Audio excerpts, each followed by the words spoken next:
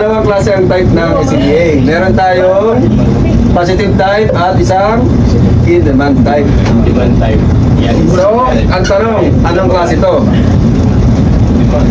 Ha? Ano yung type ng BA natin on board?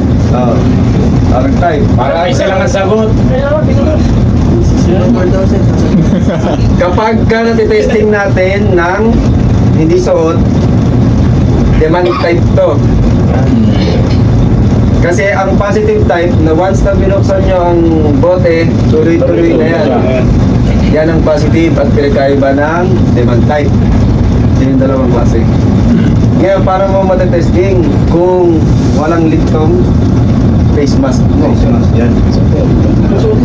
Para matesting natin yung ano nito, kung meron ba siyang leak or something na ano na hindi gumagana, ano tawag doon?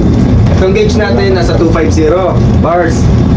Ngayon, paano natin malalaman kung paubos na siya?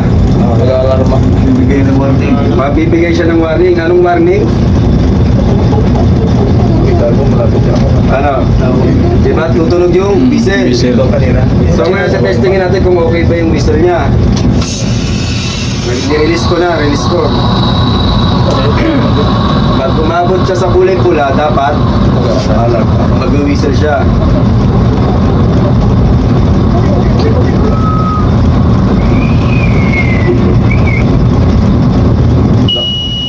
Yan. Ang sabihin, activated para safety natin. Ayun na.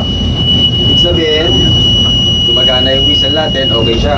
Type 2. Ngayon, Pagka narinig mo na, type 2. time to evacuate. Kahit na sabihin mong malapit na, evacuate ka na. Paggamit nito, ilang minutes to pagka ginamit? 30 minutes. 30 minutes maximum kung relax tayo. Pagka ginagamit, mas malakas tayo mag-consume ng hangin. Lalo pag mas malaking tao, mas malaking mag-consume ng hangin. Ginagawa Lagi ka nila, mag-compute sa maximum para hindi ka maximum lagi. Yeah. Kaya kinukumpit nila, average lang is 15 minutes. Average yun.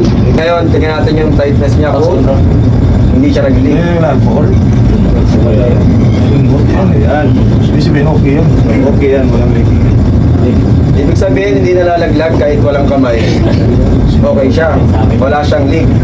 Try mo nga. Sige, ikaw. So, ipatry mo sa oily skin. Oily skin eh? Oily skin, no? Sumabit. Sumabit pala. Oily skin. Sobra sa bib yun. Uy, galing. Okay na. Mahal yung bib. Mahal yung bib. Sanay mahal.